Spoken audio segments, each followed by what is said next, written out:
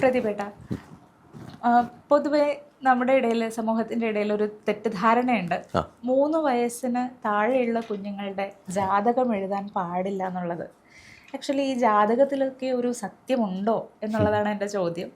അതേപോലെ ഈ ഒരു കോൺസെപ്റ്റ് നിലനിൽക്കുന്നുണ്ടല്ലോ, 3 വയസ്സിന് താഴെയുള്ള കുഞ്ഞുങ്ങൾക്ക് ജാതകം എഴുതാൻ പാടില്ല എന്നുള്ളത്. ഇതിൻ്റെ ഒരു വശം എങ്ങനെയാണ്? ഗായത്രി, ബ്രില്യൻ ക്വസ്റ്റ്യൻ ആണ്. അതായത് ഇപ്പോൾ നമ്മൾ ജനിക്കുന്ന സമയത്ത് നമ്മൾ അന്ധവിശ്വാസത്തിൽ നിന്നാണ് ഓരോ കാര്യങ്ങൾ പഠിച്ചു വരുന്നത്. അത് ചെയ്യരുത്, ഇത് ചെയ്യാം, അങ്ങനെ ചെയ്തുകൂടാ, ഇങ്ങനെ ചെയ്തുകൂടാ.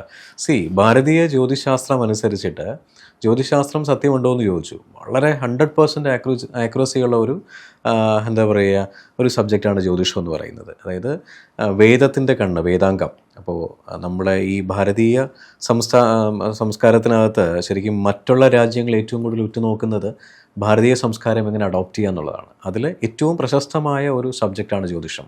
ജ്യോതിഷം 100% ആക്യുറസി ഉള്ളത് തന്നെയാണ്. ജ്യോതിഷത്തിനകത്ത് ഒരുപാട് കണക്കുകളുണ്ട്. അപ്പോൾ ഈ കണക്കുകളാണ് ഓരോ ജ്യോതിഷന്മാരും എങ്ങനെ അത് സ്വായത്തമാക്കുന്നു, എങ്ങനെ ഡെലിവർ ചെയ്യുന്നു, അവിടെയാണ് അത് തെറ്റാണ് ശരിയാണെന്ന് ആൾക്കാർ വ്യാഖ്യാനിക്കുന്നത്. അപ്പോൾ പലരും പറയും കുട്ടികൾക്ക് ജാതകം എഴുതരുതെന്ന്. ഇന്ന് ഹിന്ദു വിശ്വാസിയെക്കാളും അപ്പുറം മറ്റുള്ള മതങ്ങളിൽ നിൽക്കുന്ന ആൾക്കാർ കുട്ടി ജനിക്കുന്ന സമയത്ത് തന്നെ ജാതകം എഴുതാറുണ്ട്, അല്ലേ? നമ്മൾ മുൻപ് കേട്ടിട്ടുണ്ട്, കുട്ടി ജനിച്ചു കഴിഞ്ഞാൽ ഉടനെ കുട്ടിയുടെ ഫോട്ടോ എടുത്തുവിടാന്ന് പറയും. ഇന്ന് എല്ലാവരും എടുക്കുന്നില്ലേ? കുട്ടി ജനിക്കുമ്പോൾ ഉടനെ സെൽഫി എടുക്കുന്നുണ്ട്, പബ്ലിഷ് ചെയ്യുന്നുണ്ട്, എല്ലാ സോഷ്യൽ മീഡിയയിലും വൈറലാണ്, അല്ലേ? അപ്പോൾ ജാതകം എഴുതുന്ന ഒരുപാട് പേരുണ്ട്. അതിനേക്കാളും അപ്പുറം എന്തുകൊണ്ട് ഇതൊക്കെ പറഞ്ഞു എന്ന് ചോദിച്ചു കഴിഞ്ഞാൽ, ഒരു കുട്ടിയുടെ ജനനം സമയത്ത് ഉണ്ടാകുന്ന ദോഷങ്ങൾ, അതായത് ഒരു കുട്ടി ജനിക്കുന്ന സമയം മുതൽ ഇത്ര വയസ്സ് വരെ ബാലാരിഷ്ടത എന്നൊരു സംഭവമുണ്ട്, അല്ലേ? അപ്പോൾ അത് കഴിഞ്ഞിട്ട് എഴുതി കഴിഞ്ഞാൽ നല്ലതാണ് എന്ന് പറയുന്നുണ്ട്. കാരണം കുട്ടിയുടെ ഫ്യൂച്ചർ നല്ലൊരു ജ്യോതിഷന് പ്രഡിക്റ്റ് ചെയ്യാൻ പറ്റും.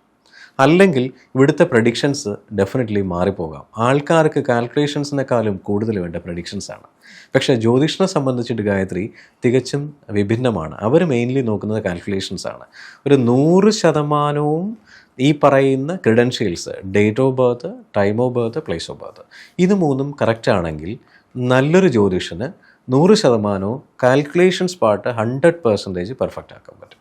അതിനൊരു എക്സാമ്പിളാണ് ഇന്നത്തെ ISR ഉൾപ്പെടെ ഉപയോഗിക്കുന്ന, ഇവിടുത്തെ കേരളത്തിൽ ലീഡ് ചെയ്യുന്ന ഏറ്റവും പ്രീമിയം സോഫ്റ്റ്വെയർസാണ്. അപ്പോൾ ഒരു ജാതകം എഴുതുക എന്ന് പറയുന്നത് ഒരു ജ്യോതിഷന് മിനിമം 3 മുതൽ 4 മണിക്കൂർ എടുക്കുന്നുണ്ട്. അപ്പോൾ മുൻപത്തെ ജ്യോതിഷന്മാർക്ക് ജാതകം എഴുത്ത് മാത്രമേ ഉള്ളൂ ജോലി?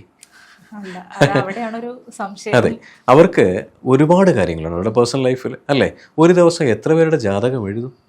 അപ്പോൾ എവിടെയെങ്കിലും ഒരു പോർഷൻസിൽ ആദ്യത്തെ കാൽക്കുലേഷൻസിൽ തെറ്റ് പറ്റിയാൽ അവസാനം വരെ ആ തെറ്റ് അതിൻ്റെ റിപ്ലിക്കേഷൻസ് ഉണ്ടാകും. അപ്പോൾ ഒരു സെക്കൻഡ് മാറിയാൽ ലഗ്നം മാറിയാൽ പൂർണ്ണമായിട്ടും ജാതകം മാറും.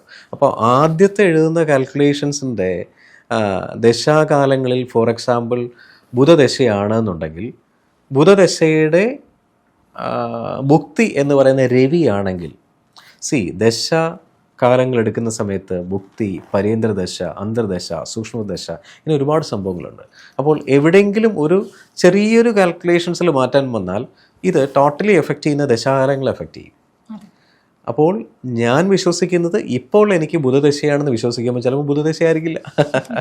അവിടെയാണ് ജ്യോതിഷനെ കുറ്റം പറയുകയും അടിവെക്കുകയൊക്കെ ചെയ്യുന്നത്. അപ്പോൾ ജ്യോതിഷൻ അറിഞ്ഞോ അറിയാതെയോ കൈകൊണ്ടെഴുതുന്ന സമയത്ത് തെറ്റ് സംഭവിക്കാം, മനുഷ്യനാണ്. പക്ഷേ ഇന്നത്തെ കാലത്ത് തെറ്റുകൾ വളരെ കുറവാണ്. കാരണം ഓതൻറ്റിസിറ്റിയുള്ള ഒരുപാട് സോഫ്റ്റ്വെയർസ് ഉണ്ട്. പല ജ്യോതിഷന്മാരും ഡിപ്പെൻഡ് ചെയ്യുന്ന സോഫ്റ്റ്വെയർസിലാണ്. അപ്പോൾ 100% കാൽക്കുലേഷൻസ് കിട്ടും. ഈ കാൽക്കുലേഷൻസ് കിട്ടുന്നതിൻ്റെ ബേസിൽ നിന്നാണ് ജ്യോതിഷന്മാർ പ്രഡിക്റ്റ് ചെയ്യുന്നത്. അപ്പോൾ പ്രഡിക്ഷൻസ് കറക്റ്റ് ആവും. ഇനി ഇതിൻ്റെ വേറൊരു തലം നമുക്ക് നോക്കാം. മുൻപത്തെ സമയങ്ങളിൽ ഒരു കുട്ടി ജനിക്കുന്ന സമയത്ത് എങ്ങനെ അറിയുക? വർഷങ്ങൾക്ക് മുമ്പ് നമ്മുടെ പാരൻസിൻ്റെ സമയങ്ങളെടുത്തോളൂ, എങ്ങനെ അറിയുക? അന്നത്തെ പോലെ അഡ്വാൻസ് ടെക്നോളജി അല്ല. അപ്പോൾ ഏതെങ്കിലും വീട്ടിൽ അതെ, ഇപ്പോൾ ഡോക്ടേഴ്സ് പറയുന്നു ഇന്ന് രാവിലെ ഒരു കുട്ടി ജനിച്ചു, ആൺകുട്ടിയാണേ. അപ്പം ഭയങ്കര സന്തോഷമാണ്, ആ സമയത്ത് കുട്ടി ജനിച്ചല്ലോ. പക്ഷേ ആ സമയത്ത് സിസ്റ്ററിന് ഇത് മാത്രമേ ഉള്ളൂ ജോലി. സമയമെടുത്തലാണോ സിസ്റ്ററിൻ്റെ ജോലി? അല്ലല്ലോ. ഇന്നത്തെ പോലെ അഡ്വാൻസ് ടെക്നോളജി ഇല്ല, അല്ലെങ്കിൽ ഇന്നത്തെ പോലെ ഒരുപാട് എംപ്ലോയീസ് ഉണ്ടാവണമെന്നില്ല. അപ്പോൾ സിസ്റ്റർ സ്വാഭാവികമായിട്ടും മറന്നു പോകാതിരിക്കാം, അല്ലേ? മറന്നു പോകുന്ന സമയത്ത് ഒരു 10-15 കുട്ടി ജനിച്ചെങ്കിൽ സിസ്റ്റർ 100 കാര്യങ്ങൾ തിരക്കിലായിരിക്കും. കുറേ കഴിയുമ്പോൾ ടൈം എഴുതിയില്ലല്ലോ, അപ്പോൾ 10-15 പകരം 10-17 10-18 10-20 ആയാൽ ആ കുട്ടിയുടെ ജാതകം മാറി. അപ്പോഴും നമ്മൾ കുറ്റം പറയുന്ന ആരെയാ? ജ്യോതിഷത്തിനെയും കുറ്റം പറയും, ജ്യോത്സ്യനെയും കുറ്റം പറയും, അല്ലേ? ജ്യോതിഷനും ജ്യോത്സ്യനും എന്നും സത്യം തന്നെയാണ്. പിന്നെ നമ്മൾ നല്ലൊരു ജ്യോതിഷനിലേക്ക് എത്തിപ്പെടുക എന്ന് പറയുന്നത് നല്ലൊരു നിയോഗമാണ്. ഇപ്പൊ ഞാനൊരു ഡൗട്ട് ചോദിച്ചോട്ടെ ചേട്ടാ? ചേട്ടൻ തന്നെ പറഞ്ഞു കുറേ സോഫ്റ്റ്വെയർസ് ഉണ്ടെന്നുള്ളത്.